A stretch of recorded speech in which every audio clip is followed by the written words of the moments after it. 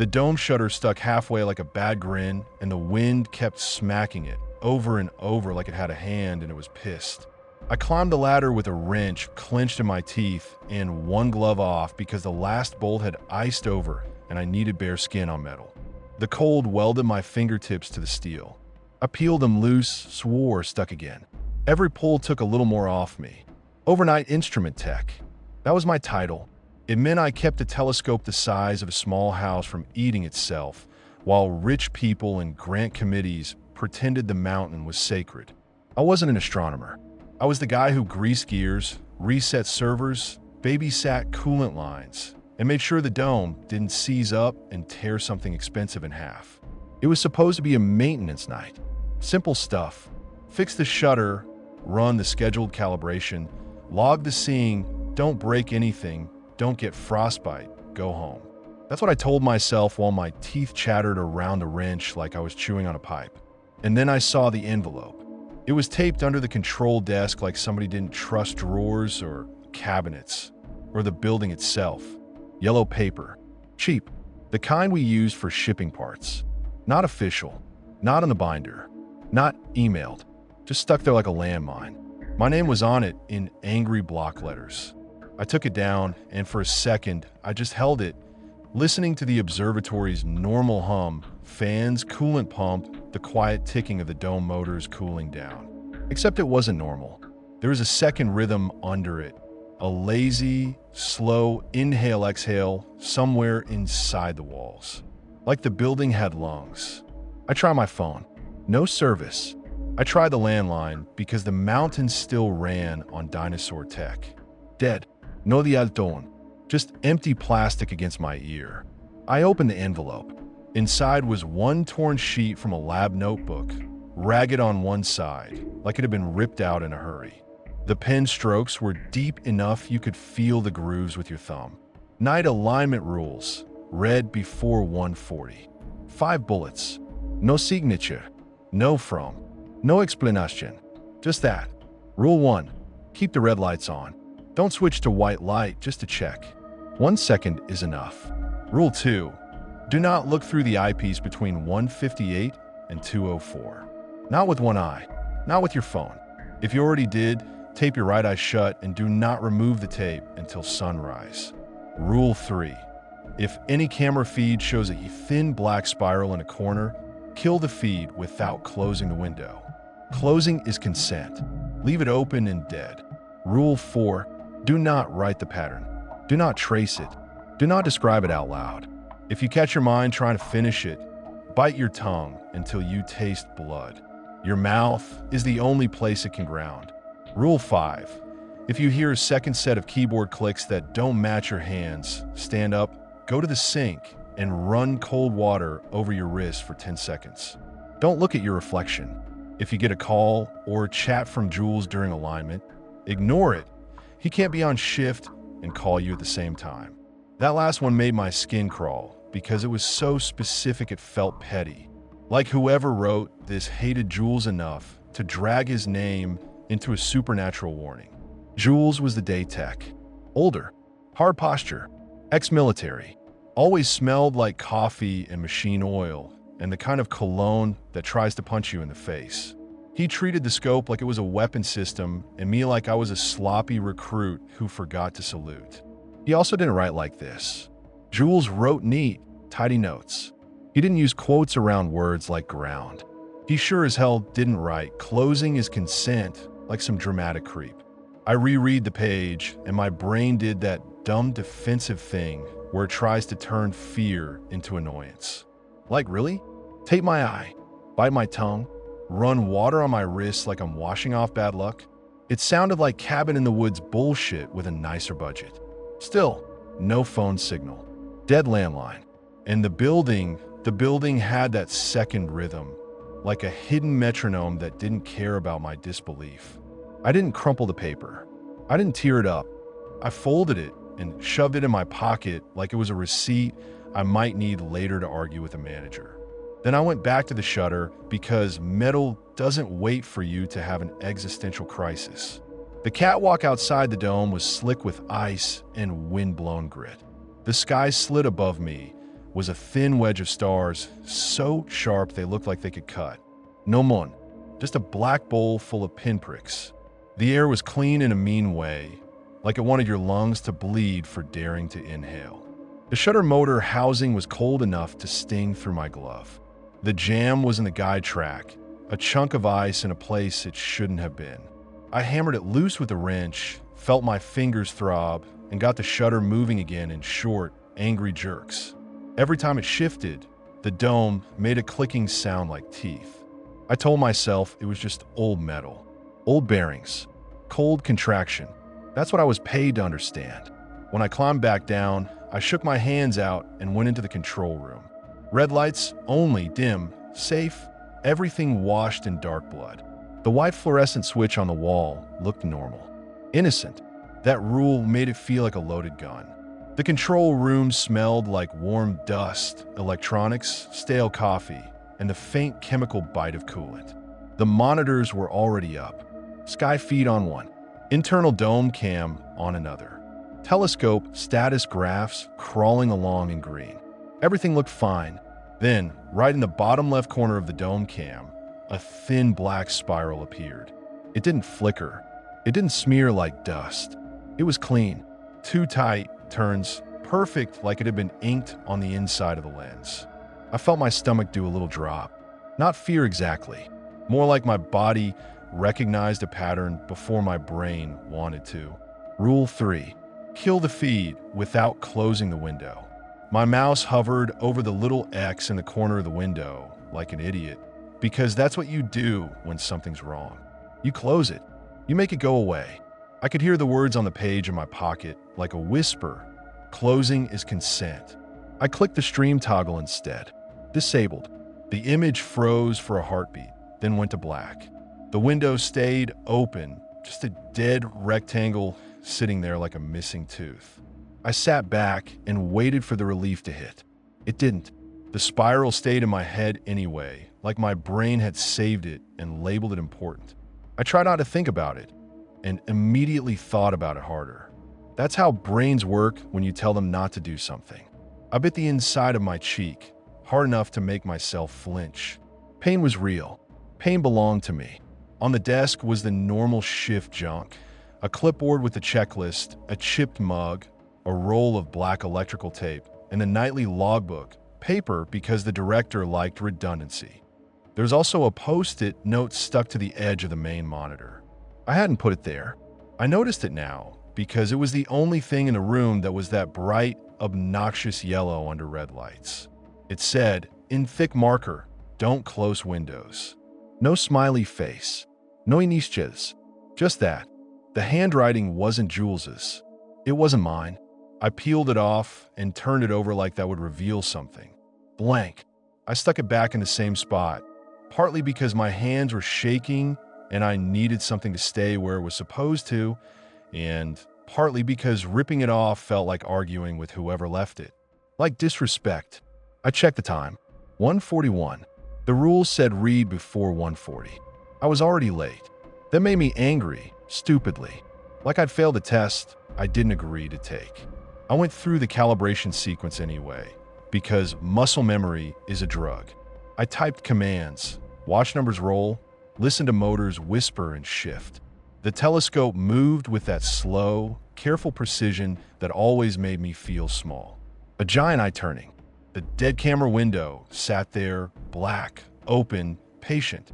At 1:48, the PA speaker crackled once. Not an announcement, just a dry pop, like a throat clearing from someone hiding in the ceiling. Then I heard keyboard clicks. Not from my hands, not from my mechanical keyboard. From behind me, soft, fast taps like someone typing on an invisible board right over my shoulder. My shoulders went tight, and my skin went cold under my clothes. Every instinct screamed to spin around and catch whoever was messing with me. Rule 5 didn't say, turn around.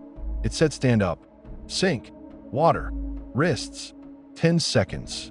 Don't look at reflection. I pushed my chair back, so hard it rolled into the wall. I stood too fast, and the room swayed because altitude does that to you when you forget to breathe. I walked to the sink like my legs were on rails. The water came out icy and clear. It hit my wrists and burned in a way that wasn't heat. I counted under my breath because my brain needed numbers to grab onto. 1, 2, 3. At 7, I wanted to stop because it hurt. I didn't. I forced myself to keep my wrists under there until 10. My fingers went numb. I shut the water off. I stared at the grout line on the wall like it was a religion. I did not look down. I did not look into the stainless steel basin where my face would be warped. I turned back. The chair was where I left it. The keyboard sat there, innocent. No one in the room. No sado. No movement. But on the log screen, a new entry had appeared while I was at the sink. Ready. I didn't type that. I don't log like that. I log temps, offsets, boring shit that makes sense. Ready felt like someone slapping a table before a fight. My fingers hovered over the keys. I didn't touch anything. I didn't even want to backspace because I didn't want to interact with it. Stupid, I know, but fear makes you religious. I checked the time again. 1:56. That's when the internal chat popped. Zenda, Jules. Just seeing his name on the screen made my chest tighten. I stared at it like it was a spider on my pillow. The preview. Pick up. Stop being a little bitch. That was Jules. That was exactly him. It was so on brand, it would have been funny if it wasn't happening on a night where a torn notebook page told me he was radioactive. My mouth went dry. I swallowed and felt my tongue rub against the spot I'd bitten earlier. I didn't answer. A second message came in immediately, like whoever it was didn't need to wait for typing. You there? I didn't answer. The landline rang anyway. One ring. Stop. One ring. Stop. Again. Again. Impatient. Like it knew I was listening. I let it ring. I stared at my own hands on the desk under red light. Tried to believe in the stupidity of the world. Phones ring. People call. This is normal. You're just tired. You're just cold. You're just alone on a mountain with a massive instrument and a creepy note. The ring stopped. Silence. And then, like the building had been waiting for me to relax, the dome shutter moved. Not the little jerky movement from earlier. Smooth. Confident. Like it had a mind and it had decided. Wind surged through the dome's slit and made the whole structure groan. The air inside shifted. The red lights threw long shadows that crawled as the dome rotated a fraction. I looked up at the sky feed monitor without meaning to. The scheduled target wasn't a planet. It wasn't a nebula. It was a patch of empty-looking sky near the ecliptic, the kind of thing you ignore unless you know what you're doing. The project title and the schedule said something generic like alignment check, but I'd never seen it pick nothing. The star field on the screen shifted. Not like tracking drift, not like a motor correction. The whole image jerked sideways like someone had nudged my vision with a thumb. My inner ear complained even though I was sitting still. Then the pattern showed up. Not a spiral this time. Something that looked like a spiral trying to become a maze. Thin lines. Wrong angles. Not drawn like a picture, but assembled like a circuit. It appeared in the corner for a heartbeat, then slid inward like it was crawling into the center of the frame. My throat made a sound, the beginning of a word, because humans name things when they're scared. Like naming it puts it in a box. Rule 4 hit me. Don't write it. Don't trace it. Don't describe it out loud. My jaw slammed shut. I bit my tongue. Hard. Pain flashed hot. Immediate. Blood filled my mouth like I'd bitten a penny in half. Metallic. Thick. Real. On the monitor, the pattern stuttered, the lines trembling like it didn't like the taste of me, doing something human and stupid and physical. The landline rang again. I didn't answer. The PA speaker clicked on, and Jules' voice came out of it, distorted but unmistakable. Calm, annoyed, like he was in the building leaning on a counter. Just look through the eyepiece, he said. Stop being dramatic. My skin prickled. My stomach rolled. Jules wasn't on shift. Jules lived 2 hours down the mountain. Jules hated coming up at night. The road was bad, and he didn't trust the weather. The eyepiece sat there on the instrument like a dark little mouth. Rule 2. Do not look through the eyepiece between 1:58 and 2:04. I checked the time again, fast. 1:58. Right on the edge, like this whole thing had been timed. Like something had a schedule. The PA voice changed, still jewel-shaped but wetter, like someone speaking with water in their throat. "You're always wasting time," it said. "You always fuck things up." That hit me right where Jules always aimed. He wasn't creative. He didn't need to be. He knew my weak spots. The whole year I'd worked here, he'd been quietly teaching me to feel stupid. My eyes slid toward the eyepiece anyway, because that's what shame does. It drags your face toward whatever will prove you wrong. I kept my face down. I stared at the desk. I kept blood in my mouth like a mouthful of nails. Behind me, the keyboard click started again. Faster now. Angry. Like someone typing with sharp nails. I didn't turn. I stood. Chair back. Sink. Water. The cold on my wrists hurt worse now, because the skin was already raw from the first time. I held it anyway, counting again like numbers could make a fence. 10. Off. Back to the control room. The eyepiece cap was off. I hadn't touched it. On the floor under the instrument, a strip of black electrical tape lay unspooled like a tongue. The roll of tape on my desk was missing a chunk. My breath caught. I could feel my heart punching my ribs. I looked down at the tape strip on the floor like it might start moving. Rule 2 said if you already looked, tape your right eye. I hadn't looked. I knew I hadn't. But the room was acting like I had. Like it wanted me to do the penance anyway. That's how it gets you. Not by forcing you. By making the safest option feel like compliance. My hand went to the tape roll on the desk. I picked it up. The plastic core felt warm. That was wrong. Tape in a cold dome should feel cold. Everything up here felt cold. Even my bones felt cold. The warmth made my stomach twist worse than the voice did. Warm and alive. My fingers shook so hard I had trouble finding the end of the tape. I peeled it up, tore a strip, and hesitated. I didn't want to do this. I didn't want to make it real. The PA speaker crackled again, and the voice, Jules but not Jules, laughed soft. "Good," it said. "Now you can't lie to yourself." I slapped the tape over my right eye. Instantly the world cut in half. Depth went wrong. Balance shifted. My brain fought it, tried to correct, got angry. It made me nauseous. I hated that the rule worked. I hated that it felt like it belonged. I checked the time again with my left eye squinting. 1:59. The sky feed monitor flashed white for a split second. I didn't touch the switch. My hands weren't even near it. Rule 1 screamed in my head. White light. For that tiny flash, the whole room went bright and clean and wrong, and I saw the pattern everywhere. Faint like a watermark on the desk surface. On the wall. On my hands. On the tape over my eye, bleeding through it like the tape was thin skin.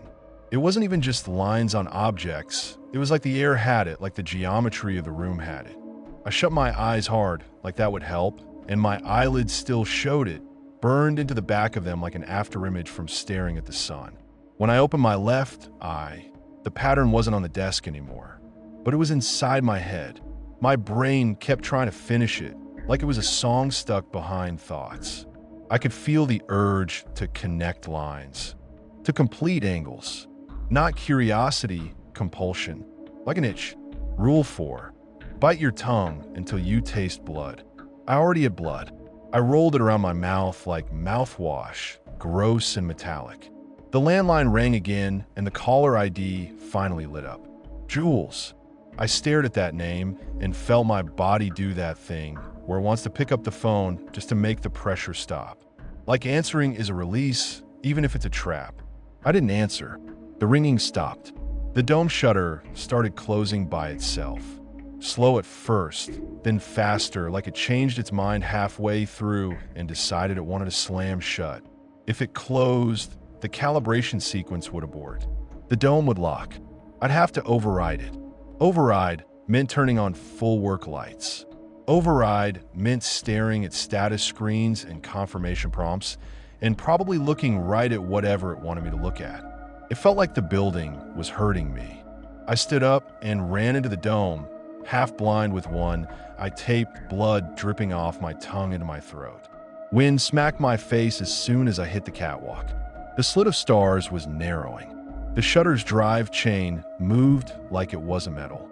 It moved smooth, wet like muscle under skin. I could hear the motor strain, not as a mechanical whine, but like a low, throaty effort. I grabbed the manual crank. My fingers slid. The metal was slick with something thick and warm. Not grease, not oil, not anything we used.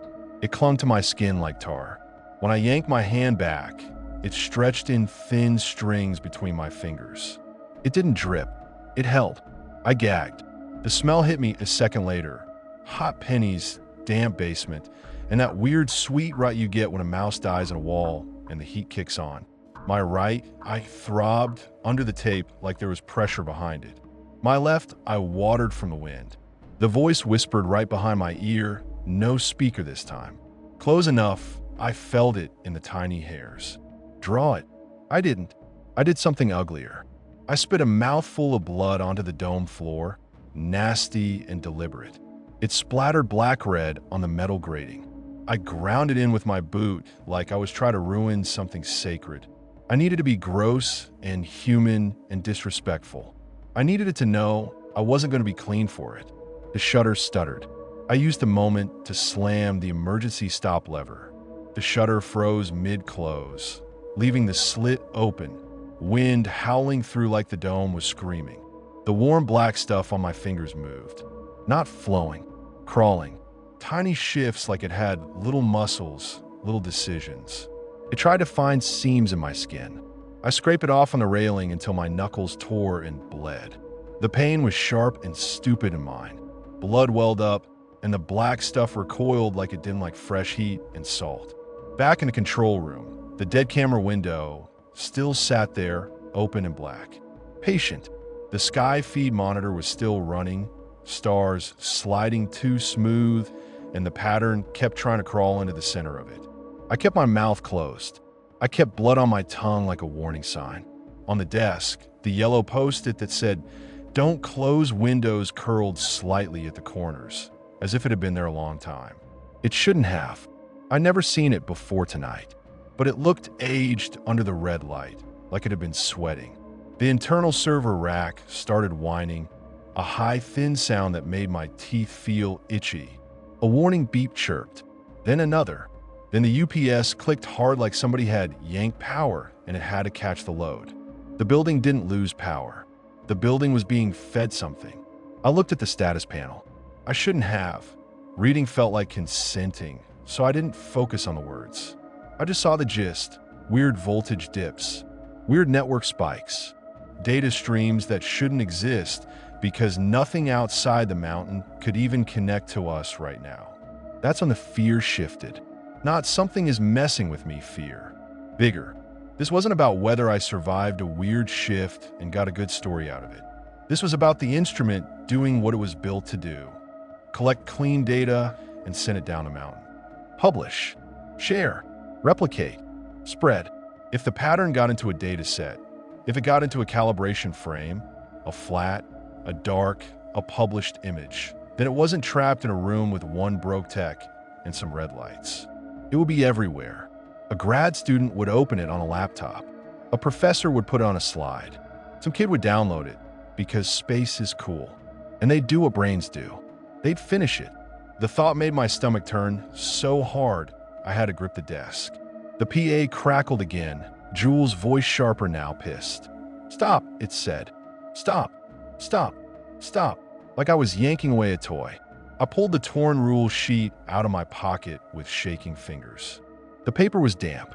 I don't know if it was from my sweat or from something else. The ink grooves caught the red light and made the letters look wet. Closing is consent. My eyes flicked to the dead camera window. Open and black. I didn't close it. I went for the equipment cabinet instead. The network patch panel sat inside. All those neat little fiber connectors glowing faint like tiny eyes. That's how we sent data down. That was the artery. My hands moved before my brain finished thinking. I yanked the first fiber patch cable out so hard the connector snapped. A tiny blink of light died.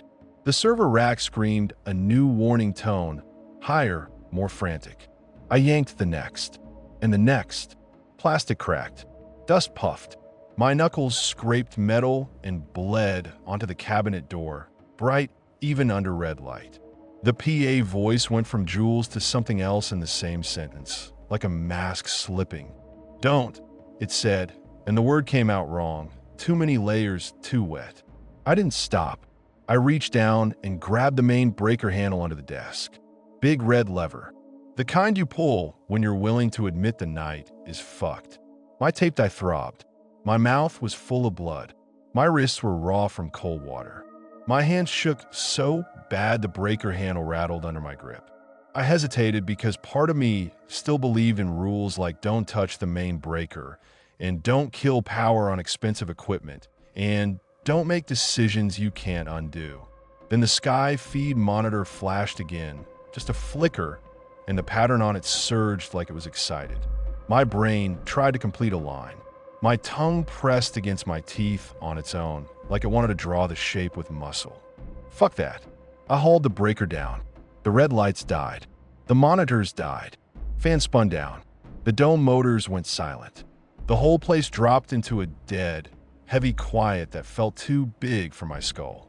For one clean second, there was nothing but my own breathing and the wind outside and my heartbeat, loud and stupid and human.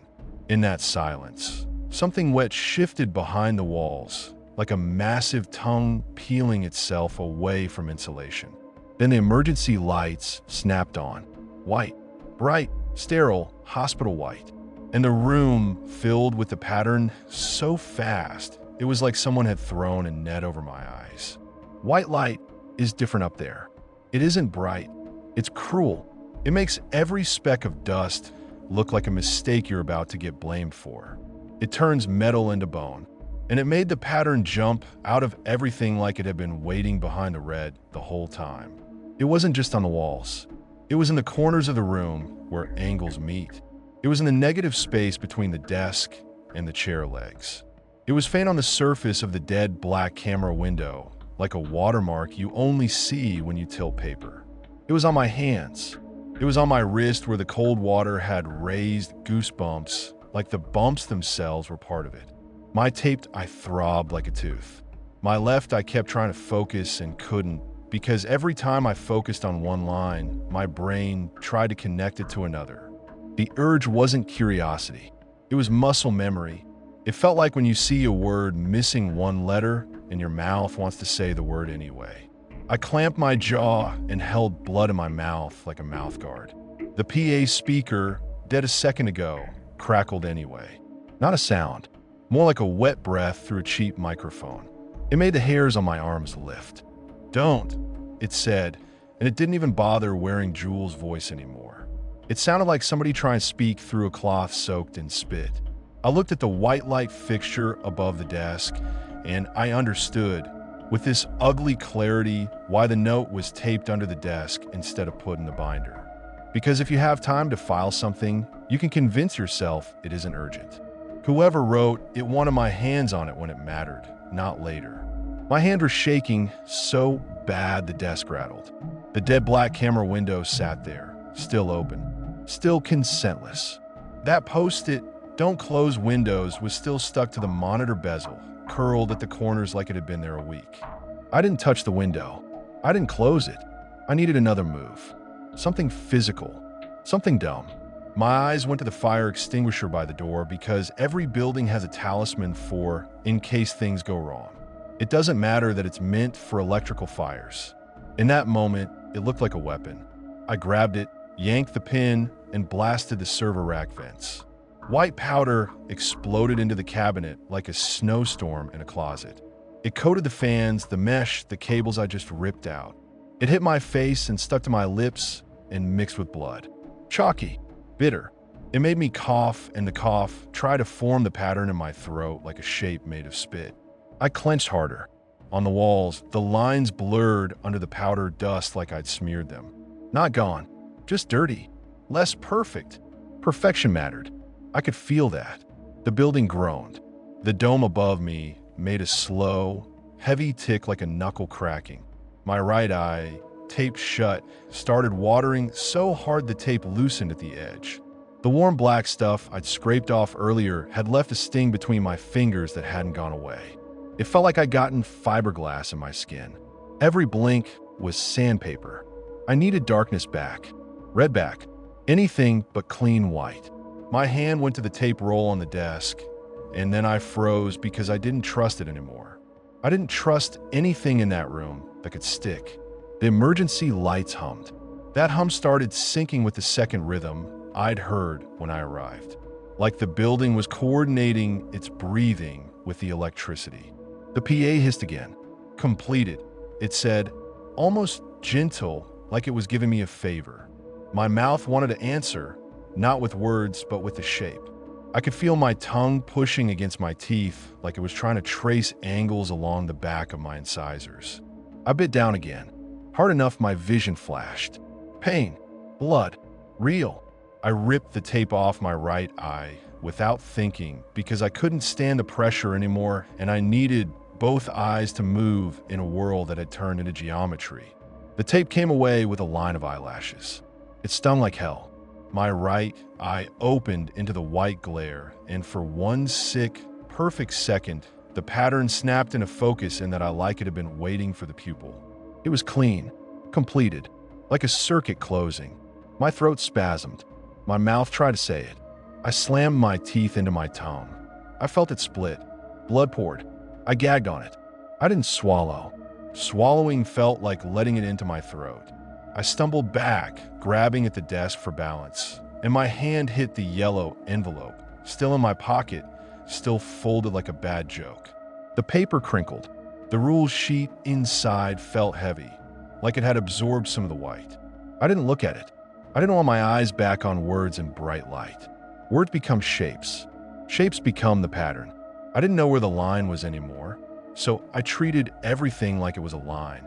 I needed to kill the emergency lights. You don't turn off emergency lights.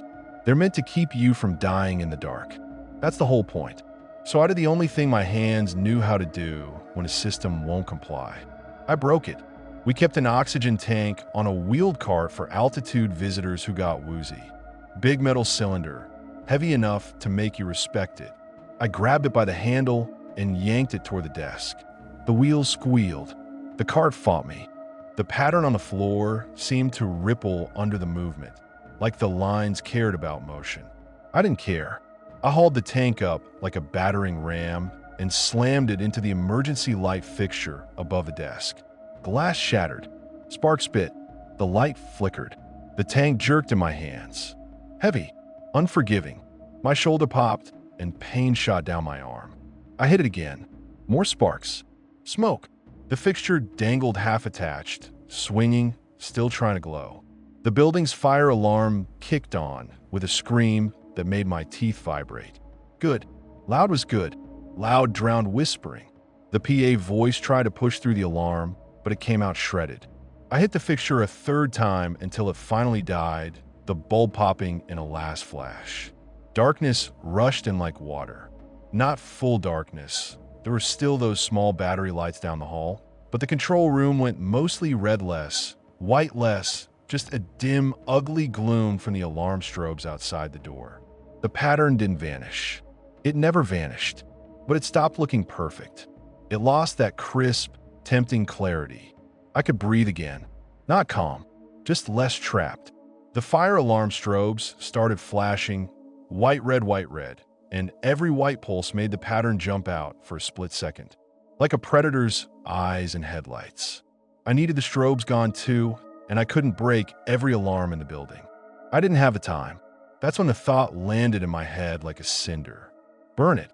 Not because I wanted to, not because I was brave, because I could see the other outcome too clearly. Me losing, me blinking the wrong way, me finishing it, and the telescope sending a clean, beautiful image down the mountain that carried that shape like a virus. There are fires that start by accident, and there are fires you light because you can't see another door. My hands went to the cleaning cabinet without even asking my brain. Alcohol wipes, solvent, isopropyl, the stuff we use to clean optics and wipe grease off tool handles. Flammable as hell. We kept it because you don't think about flammability when you're trying to get fingerprints off glass. I yanked the cabinet open. Bottles clinked. My fingers fumbled because my tongue hurt and my hands were shaking and the alarm was hammering my skull. The post-it on the monitor fell off when I bumped the desk. It fluttered down and stuck to my pant leg, and for a stupid second, that yellow square mattered more than the burning decision in my head. Don't close windows. It clung to me like it wanted to come. I ripped it off and slapped it onto the dead black camera window like I was pinning a damn medal. Like I was telling it, fine, you win that one. Window stays open. Dead. Then I poured solvent onto the desk, onto the floor, onto the powder, onto the cables. It splashed and ran and stank up the room with that sharp, clean smell that usually means sanitized, but in that moment meant funeral. The PA voice turned pleading, which sounded wrong on it. Like it was copying empathy and doing a bad job. You'll hurt people, it said. That pissed me off so fast I saw a white behind my eyes. Like I gotta take morality now? Like I gotta act like the adult? Go fuck yourself, I tried to say, but it came out as a wet rasp because my tongue was destroyed. Blood sprayed. It hit the floor. It felt good. It felt like spitting in its face. I flicked my lighter. The flame wobbled in the draft from a dome slit. Orange. Small. Stupid. Human. I held it down to the solvent-slick floor. Fire caught instantly. A whoosh. Heat slapped my shins. The extinguisher powder flashed white, and the solvent lit up in a fast, hungry line that ran under the desk and climbed like it had been waiting. The pattern on the wall warped in the rising heat, lines bending and twisting like worms in water. It didn't scream. The building did. Metal popping, plastic cracking, the alarm shrieking harder like it was offended. The PA voice finally screamed. Not Jules, not anything human, just rage shaped into sound. It came through the speakers and also, somehow, through the vents and also, I swear, through my teeth. I didn't stand there and watch. I didn't do a heroic slow walk. I ran like a rat out of pipe. I hit the hallway and the strobe lights stabbed me. White, red, white, red. Each white flash tried to slam the pattern into my eyes again.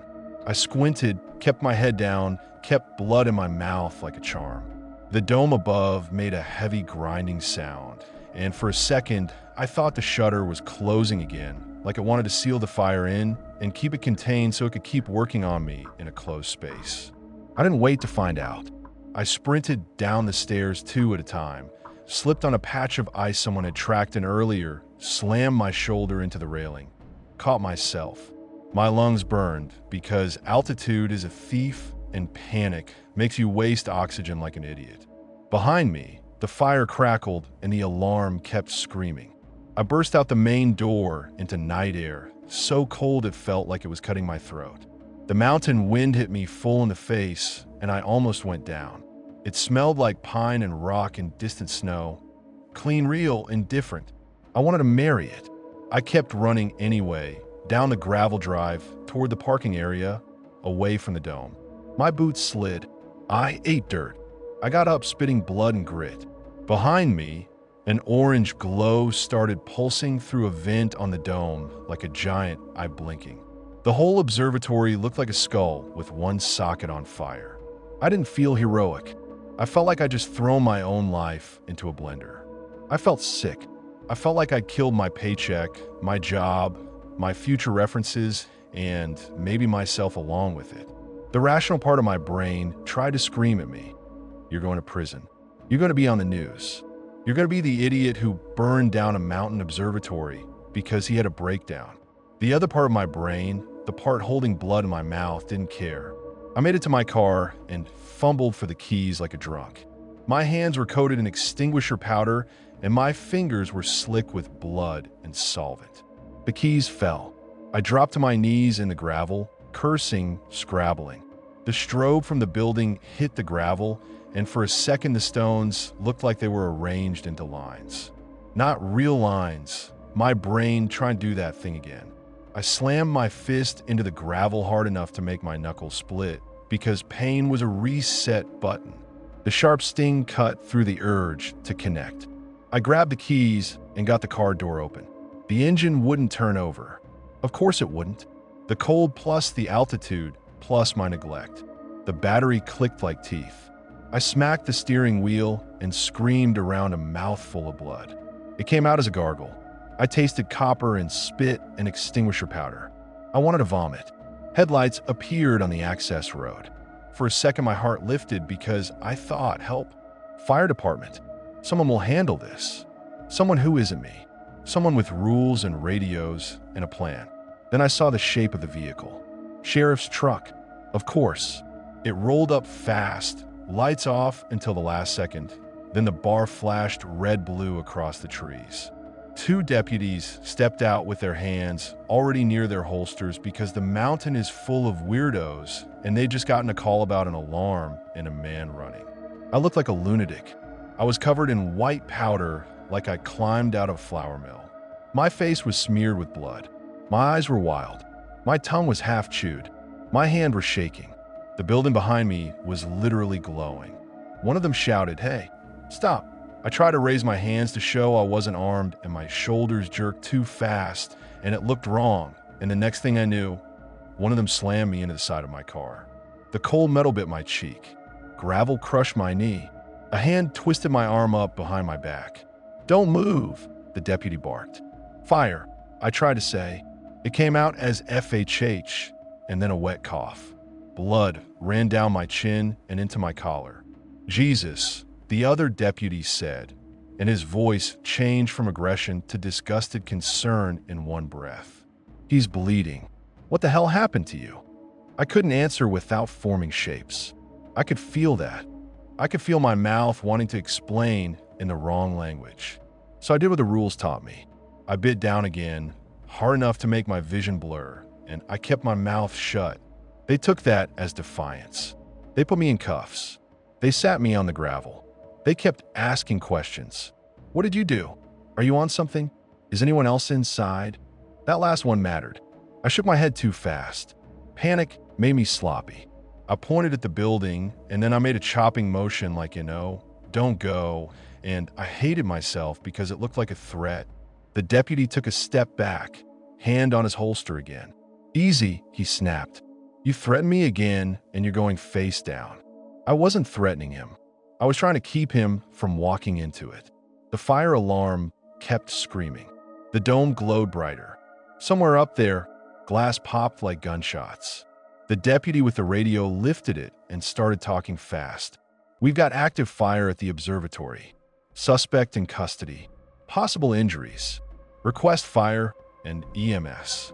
Suspect. That word landed heavy. I tried to laugh. It came out as a choke. Blood spattered on the gravel like spit.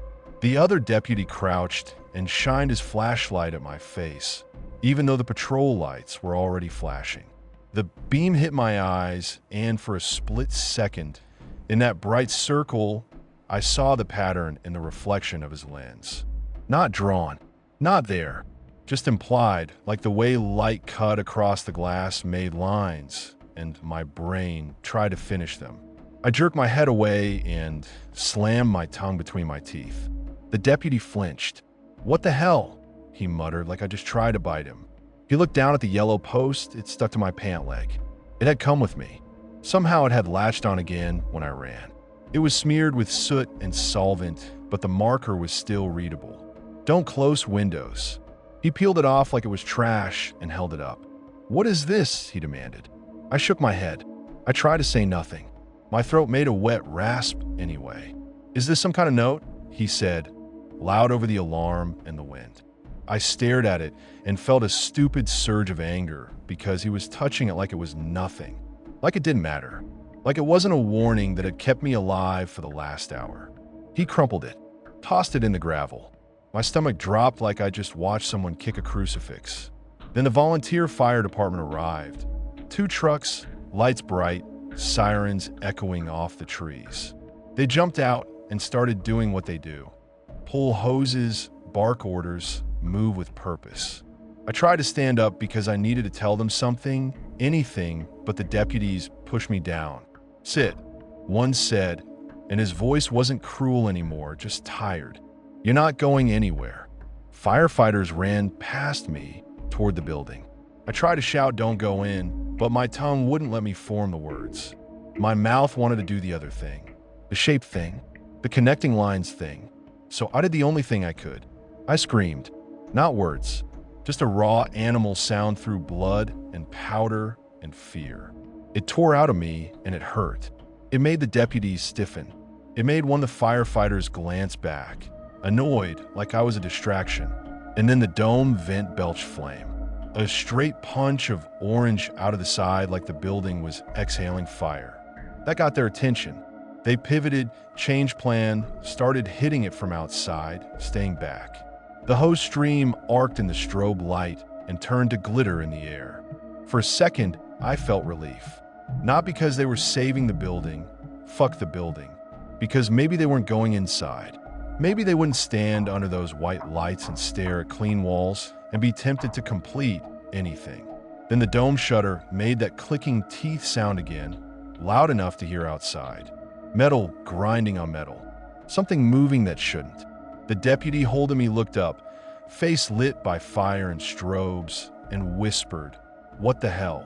I watched the dome slit, that black wedge, and I swear I saw it widen for a second, like something inside was choosing to look out. The deputy followed my gaze and took an involuntary step back.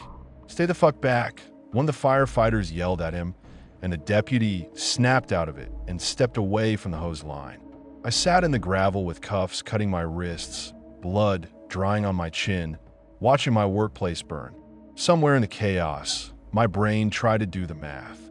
How many cameras were still on? How many drives were still intact? How many frames had already been captured? Had anything already gotten out before I ripped the cables? The thought made my throat tighten. I didn't have proof. I didn't have certainty. I had a shredded tongue and a hole where my normal life used to be. After the fire got big enough, the deputies stopped treating me like a drunk and started treating me like a bomb. They moved me farther down the road, away from the trucks, away from the building. They sat me on the bumper of the sheriff's truck and kept asking questions. "Did you light it?" I didn't answer. "Was anyone inside?" I shook my head. "What?" I tried to say pattern, and my throat spasmed. My tongue throbbed like it had a heartbeat. My brain started drawing lines behind my eyes as soon as I tried to form the word. I stopped. I swallowed blood instead because I couldn't keep it all in my mouth forever. The moment it went down my throat, I felt sick, like I'd broken a rule. Like I let something ground lower than it should. The deputy saw me swallow and said, "He's hurt. He needs an ambulance." "Yeah," the other deputy snapped, still angry. "He also needs handcuffs. He's already in them." "Double him," he said, and I realized he meant restrain my ankles too. I jerked against the cuffs without thinking, pure instinct, and one deputy shoved me back onto the bumper. "Stop fighting," he barked. "I'm not." I tried, and it came out as a wet hiss. He leaned close enough I could smell his gum. "Listen to me," he said low. "If you keep acting crazy, you're going to get hurt worse. Understand?" I nodded because I didn't trust my mouth. EMS arrived. They shined bright lights in my face, which made me flinch, and then they saw my tongue and their expressions change from annoyed to alarmed. "What happened?" the EMT asked. I shook my head. "Did he bite his tongue?" "Looks like it," the other EMT said, and then, like I was a child, he added, "Buddy, you on drugs tonight?" I stared at him and felt a surge of angry laughter. If I was on drugs, it would have been easier. Drugs would have explained this. Drugs would have given everyone an off-ramp. Instead, I just spit blood into the dirt and shook my head again. They put gauze in my mouth. They tried to get me to open wider. I refused until one of the deputies snapped, "Do what they say," and my body obeyed because pain and authority have a direct line to the nervous system. The gauze soaked through immediately. The EMT cursed under his breath. "Hospital," he said. The deputy said, "He's under arrest." The EMT said, "He's bleeding." The deputy said, "He set a building on fire." The EMT shrugged like he'd heard worse. "Then you can arrest him at the hospital. He needs stitches."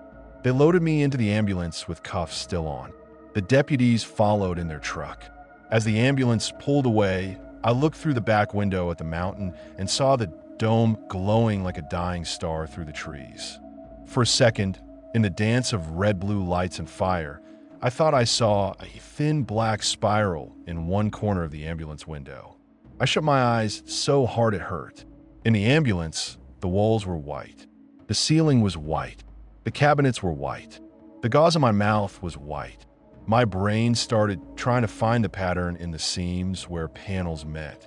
I bit down on the gauze until I tasted blood again. The EMT noticed and said, "Hey, stop that." I stared at him, wide-eyed, and he took it as pain, panic, and softened. Okay, we'll get you fixed up." He asked my name.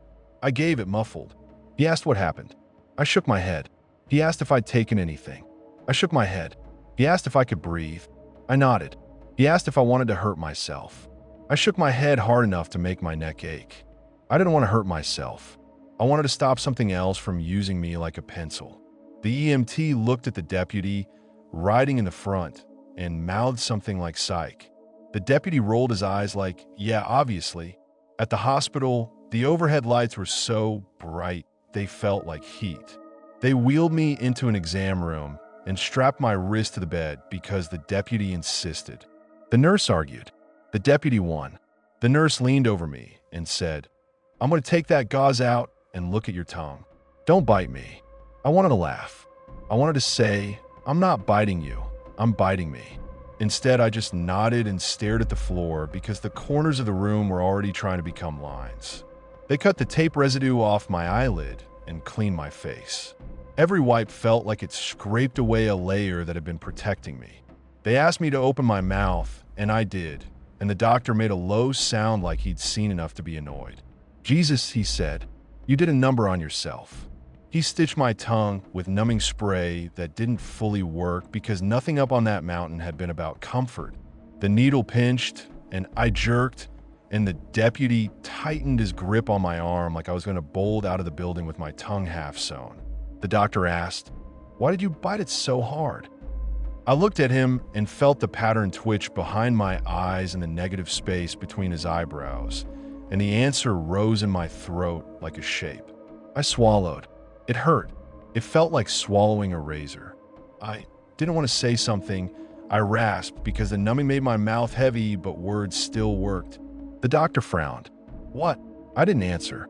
The deputy finally leaned in, tired of the dance. "Tell us why you set the fire," he said. Now, there was that old human feeling again. Anger. The kind that makes you stupid. The kind that made me want to spit blood at him. Because I wasn't going to let it get out, I said slow because my tongue was stitched and each syllable felt like a bruise. "Let it get out," he snapped. I stared at the blank white wall behind him and saw the faint ghost of a spiral in the texture of the paint roller marks. My mouth went dry. "Something," I said. He threw his hands up. "Great.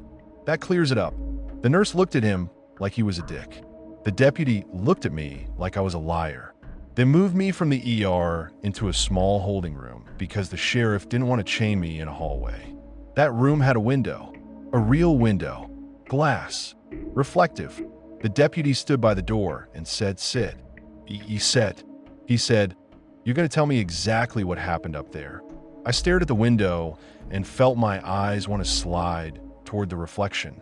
Rule 5 had said, "Don't look at your reflection." I didn't know if that rule still applied down here, but the urge to obey, it was stronger than the urge to be believed. "I can't," I said. "You can," he snapped. "You're choosing not to." The anger bubbled. "You think I wanted to burn that place?" I rasped. "You think I wanted—" My mouth started to form it. Not the word, the shape. The explanation wasn't language. It was geometry. I stopped mid-sentence and bit down on my tongue again, right on the fresh stitches. Pain exploded. Blood flooded my mouth. The nurse cursed and lunged forward. "Stop. Stop biting it," she said. The deputy stepped back like he didn't want blood on him. "What the fuck is wrong with you?"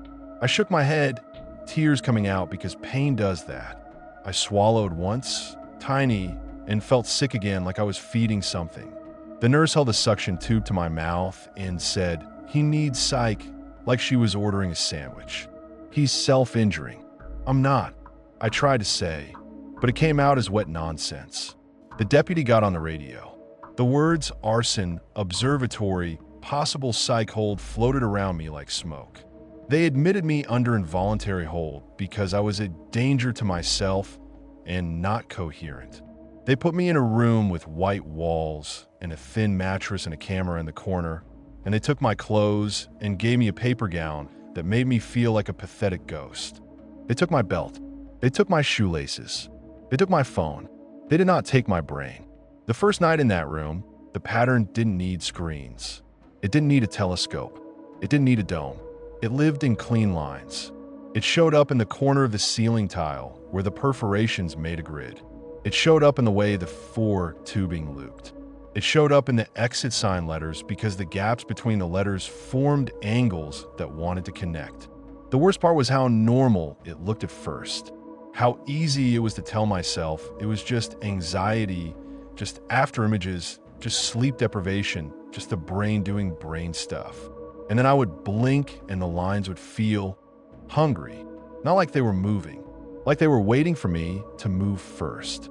I kept biting my tongue until the nurses got sick of it and gave me a mouth guard, and I tried to bite through that too, because my mouth was still the only place I could stop it from grounding. I didn't sleep. Every time I closed my eyes, I saw the shape like a burn-in. When I opened them, I saw it in the corners. Sleep became a negotiation. Do you want the pattern inside your eyelids or on the walls? A psychiatrist came in the next day, hair neat, clipboard, soft voice like he was trying not to spook a horse. He said, "Tell me about your job." I stared at his pen. Pens make lines. Lines make shapes. Shapes make the pattern. I fix instruments, I said. He nodded. They told me you burned down an observatory. I stopped something, I said, and my throat tightened because that sounded insane even to me. He said, "What's something?" My mind tried to show him. Not in words, in the shape.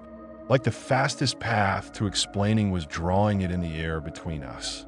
I clenched my jaw so hard my teeth ached. I bit my tongue until I tasted blood through the mouthguard. He watched me bleed in silence for a second and then wrote something down without looking at me. "I think you experienced a psychotic break," he said gently, like that would make it less insulting. I laughed. It came out as a cough with blood in it. The nurse behind him flinched. "Okay," he said.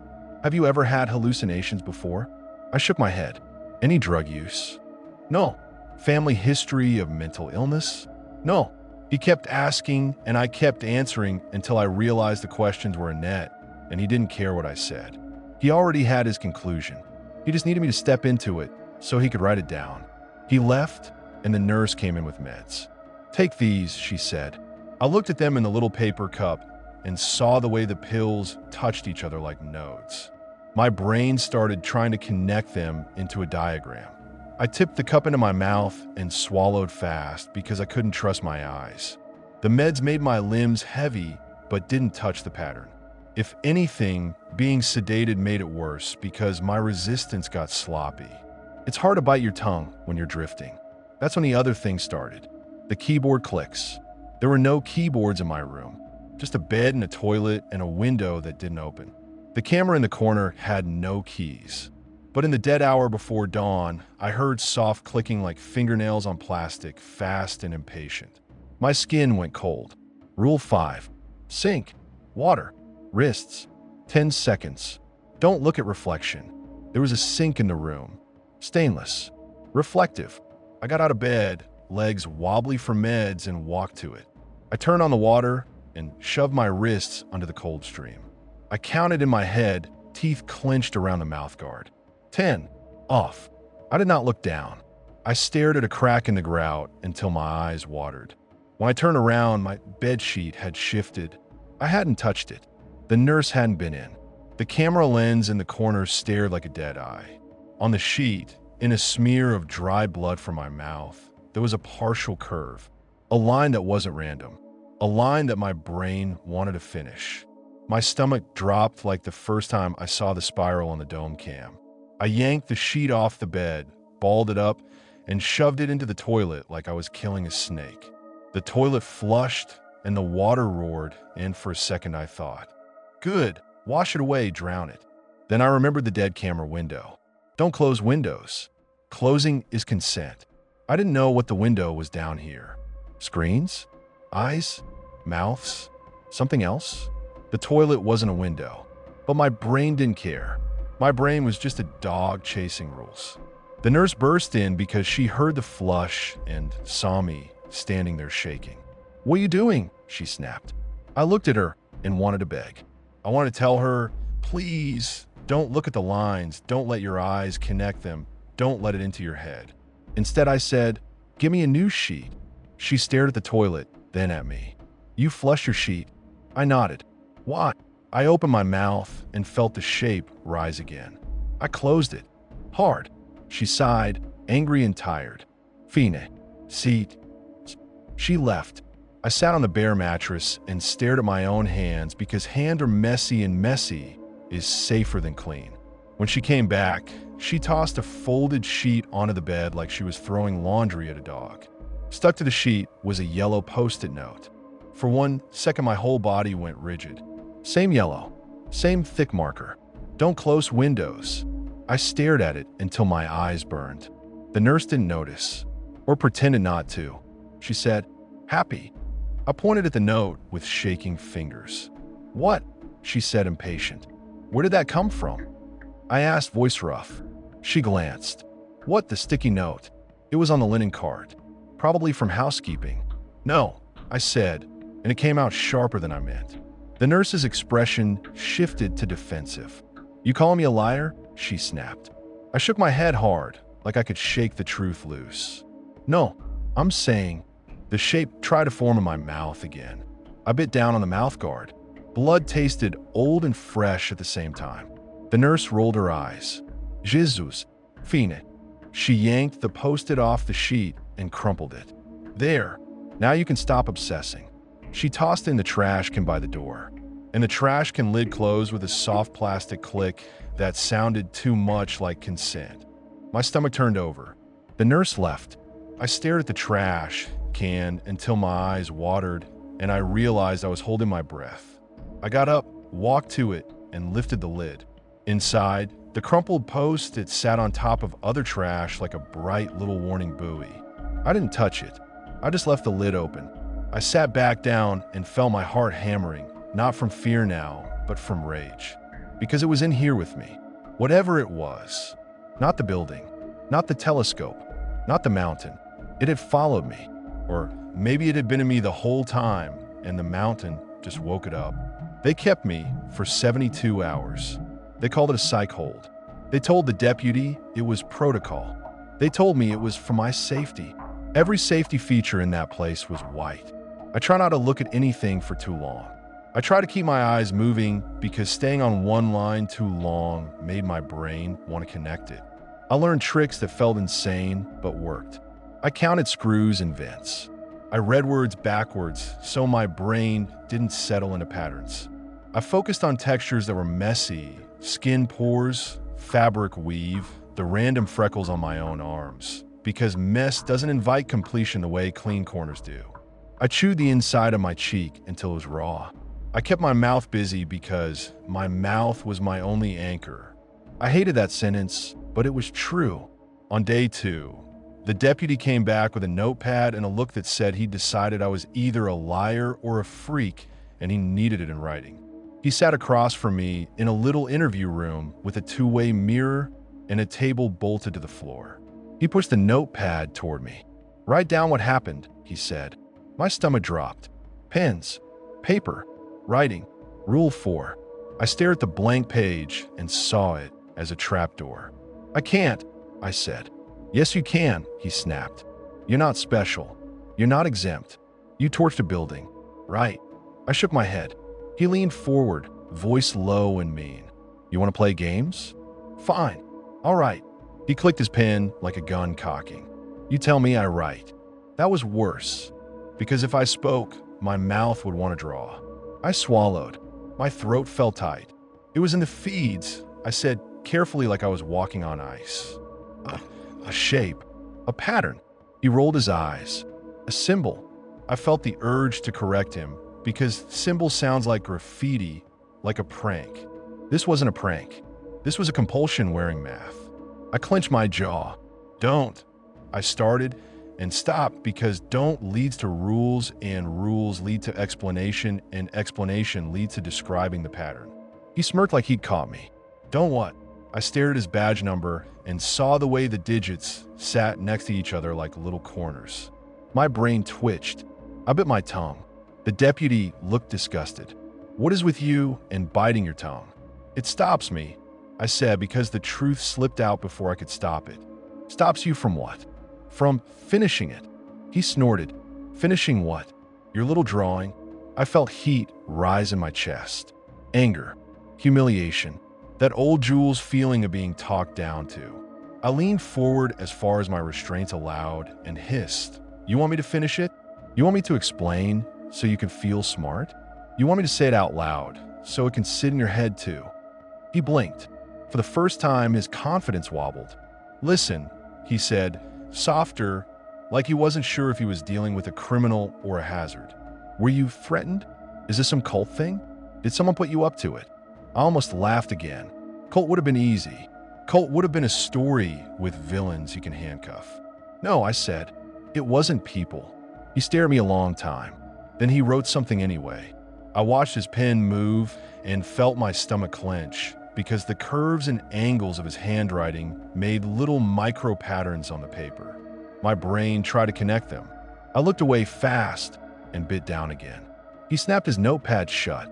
Fine, he said, irritated again because fear makes people angry. Then you're just crazy. He stood to leave, then paused with his hand on the door. You know they're going to throw the book at you, he said. Arson on a research facility. Property damage. Endangerment. You're done. He said done, like it was a verdict. I stared at him and my throat felt full. Not with blood now, but with something like dread. Because if he was right, and I went to prison, prison is white walls and fluorescent lights and clean corners forever. A perfect habitat. On the third day, they released me to the deputies with paperwork and a prescription and that fake sympathetic tone like, good luck with your ruined life. They took me to the county jail long enough to process me. Mugshot, fingerprints, bright lights, white background, a camera flash that made the pattern flare behind my eyelids. I bit my tongue until I tasted blood again, and the deputy doing my intake said, Jesus, man, like he was tired of my body leaking. They put me in a holding cell for a few hours before bail. Concrete, metal bench, a little window in the door. A window. I stared at it until my eyes watered. The urge to close, it was weirdly strong, like my brain wanted to seal itself. Like if I didn't see out, I wouldn't have to see anything. Don't close windows. I kept the thought like a fist. I didn't have anyone to call who could fix this. My boss's number was dead because the observatory's phone system had been gone before the fire even started. Jules didn't pick up? If Jules even existed anymore in a way that mattered. A public defender showed up, exhausted, and told me the words I expected. Arson, felony, evaluation, plea, mental health court. He asked why I did it. I gave him the same line because it was the only one that didn't make my mouth try to draw. I saw something, I said, and I wasn't going to let it get out. He stared at me like I was dramatic. Like, what a person. Somebody attacked you. No. A device? You saw them cooking meth up there? No. He sighed. Okay, we'll figure out something else to say. He didn't want my truth. He wanted a narrative that fits a courtroom. Courtrooms are built on clean lines too. Bail happened because my charges weren't processed fast enough, and the system is sloppy. A friend from down the mountain, one of the maintenance guys who owed me a favor, paid it with a credit card and a curse. He picked me up and didn't say much in the car, because what do you say to someone who burned his own workplace down? He kept glancing at me like I might suddenly start chewing through my own face again. As we drove down the mountain road, I looked out the window at the trees whipping past and the headlights and felt the relief of messy nature. Branches are chaos. Leaves are chaos. Rocks are chaos. No clean corners. Then we passed the turnoff where the observatory access road branched off. And in the darkness between trees, I saw the dome's silhouette. Not glowing anymore. Just a black hump against the sky. A dead eye. A thin black spiral seemed to hang in the lower left corner of my vision, like a smudge on glass. I flinched and looked away. My friend noticed. "You okay?" I nodded because words are dangerous. At home, my shitty rental with cheap blinds and beige walls, I try to sleep. I try to eat. I try to pretend I could step back into my old life like it was a job shift I could clock out of. It didn't work. The pattern was in my house too. Not drawn, not painted. Suggested. Implied. Waiting in the way, shadows met corners. I ripped down every framed picture because the rectangle edges made my brain itch. I threw out my notebook because paper made me sweat. I covered mirrors with towels because the sink rule had burned itself into me. I left cabinet doors open because closing things felt like a handshake now. I didn't even notice I was doing it until the place looked like someone had burglarized it, but only took neatness. On the first night, my phone rang at 1:58. I didn't have service up on the mountain. Down here, I did. Caller ID, Jules. My heart dropped so hard I felt it in my stomach. I stared at the screen and my thumb hovered over decline. I didn't pick up. I swear. But my phone answered anyway. Speaker popped on by itself. I heard breathing. Vet. Slow. Then a voice that was Jules-shaped, annoyed like he was late for something. Just look, it said. I threw the phone across the room so hard it hit the wall and cracked. The call didn't end. The voice kept coming through the broken speaker, distorted and loud, like it was inside the drywall now. My hand shook, my mouth filled with saliva, and the saliva wanted to become a line. I ran to the kitchen sink and shoved my wrists under cold water because my body knew the procedure better than my brain. 10 seconds. Off. Notification. I turned, and the broken phone screen was still lit on the floor, showing the call, timer climbing. I couldn't stand the idea of that window being open in my house, not because of consent, but because it felt like a doorway. Something talking to me through it. I grabbed the phone and shoved it into the freezer and slammed the freezer door. The moment the door closed, my whole body stiffened. Closing is consent. I yanked it back open immediately and left it hanging wide like a mouth. Cold poured out. The phone lay inside, still lit, voice muffled by ice trays and frozen pizza boxes. Good. It whispered faint. You remember. I stood there with my hands shaking and realized the note wasn't about computer windows. It was about me. About closing my eyes, closing my mouth, closing anything that separates inside from outside. It wanted me to close something so it could claim the closure as agreement. I left the freezer open and walked away. I slept with the fridge light glowing blue-white into the living room like a sick night light because I was too scared to shut it. That's how it started after the fire. Not with big events, with little humiliations. Me living like a feral animal in my own apartment because I couldn't trust a door. I stopped watching TV because screens are windows. I stopped scrolling my phone. I stopped reading. I stopped drawing, obviously. I stopped doing anything that lets your mind settle into patterns. I tried to work a temp job stocking shelves because it was physical and messy. My first shift, I stood in an aisle staring at the repeating labels on soup cans and felt my brain start connecting them into lines. Rows, columns, grids. It felt like a hand on the back of my head, gently pushing my face closer. I dropped a whole case of cans on the floor on purpose just to break the grid. My manager yelled at me. I yelled back. I got fired. Good. Less exposure to rectangles. The investigation moved fast because that's what happens when you burn a publicly funded building. The news ran photos of the dome charred and sagging like a melted helmet. Headlines said, "Tragic fire" and "Suspect arrested."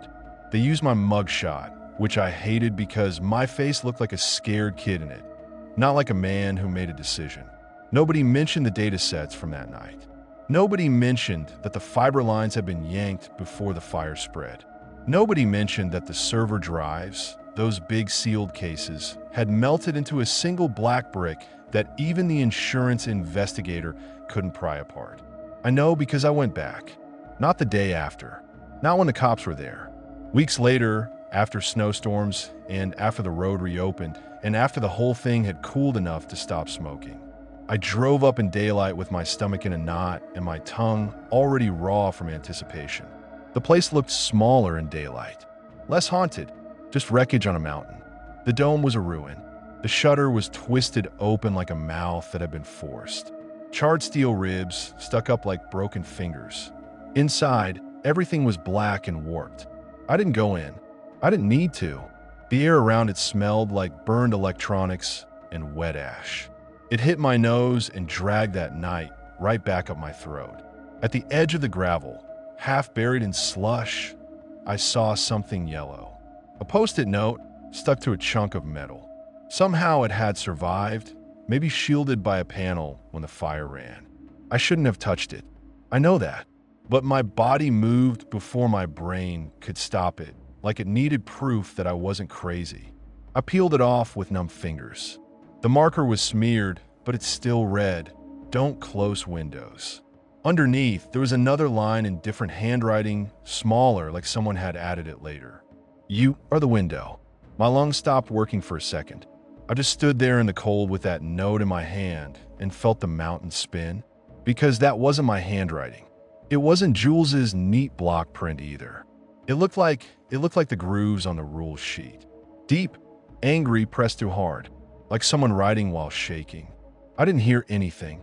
No whispers, no pa, just wind and the distant creak of cooling metal. And that was worse, because it meant it didn't need theatrics anymore. It could just wait. I dropped the post-it in the snow like it was burning and walked back to my car without looking at the ruin again. On the drive down, every time sunlight flashed through tree branches, it made strobing lines across my windshield, and my brain tried to connect them into angles. I bit my tongue until I tasted blood and kept driving. Months passed in a haze of court dates and evaluations and paperwork. My public defender kept trying to steer me toward a plea that included mandatory treatment. The prosecutor wanted prison time.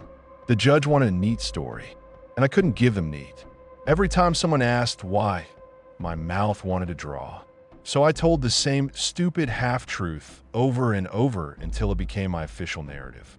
I saw something, I'd rasp, and I wasn't going to let it get out. They called it paranoia. They called it psychosis. They called it stress. They called it an obsession with patterns, like I was some quirky math guy who snapped. They didn't call it what it was because they couldn't. Because as soon as you name it, your mind tries to complete it. The worst part is how it worms into normal life. You don't realize how much the world is built on rectangles until rectangles become dangerous. Windows, screens, doors, books, tiles, mirrors, hallways, even faces, symmetry. Sometimes I'd be talking to someone and their features would line up in a way my brain wanted to correct, and I'd have to look away like I was rude because if I stared, my mind would start drawing invisible lines between their eyes and the corners of their mouth. I started wearing sunglasses indoors. People thought I was trying to be cool. I wanted to punch them. I couldn't go into big box stores because of the ceiling grids. I couldn't ride elevators because the seams between panels made perfect right angles.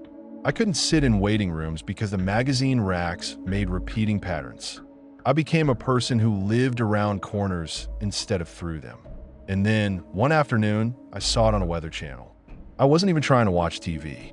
I was in a clinic waiting room because the court required compliance. The TV was on mute, showing some guy in a suit pointing at clouds. In the lower left corner of the screen, there was a thin black spiral.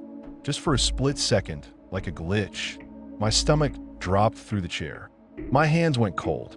I stood up so fast my knee banged the table. The receptionist snapped, "Sir, sit down." I didn't. I walked straight to the TV and hit the power button. The screen went black. Closed. Consent. My whole body went tight like a wire. I yanked the plug out of the wall instead. Left the dead screen sitting there, open window style, just a black rectangle. The receptionist stood up, furious. "What the hell are you doing? That's property." I turned to her, my mouth open to explain, and I felt the shape rise like a reflex. I bit my tongue. Blood hit my teeth. My eyes watered. She recoiled. "Oh my God, are you bleeding?" I nodded and backed away, Hands up, trying to look harmless while my heart tried to break my ribs. In the black screen reflection, for a second, I saw the pattern behind me like it was standing in the room. Not a person, not a monster with teeth, just a completed geometry hovering in the air, implied by the way light reflected off chairs and faces and window blinds. It didn't want to kill me. It wanted me to finish it. So now I live like this. I keep my mouth damaged on purpose. I keep my hands off paper. I don't close windows if I can help it. Not because I believe in superstition, but because every time I close something, my brain whispers the same idea. You agreed. And sometimes late at night, when I'm half asleep and my guard is down, I feel my tongue moving against my teeth like it's trying to trace something without me. Like my own mouth is practicing, like it's learning the shape.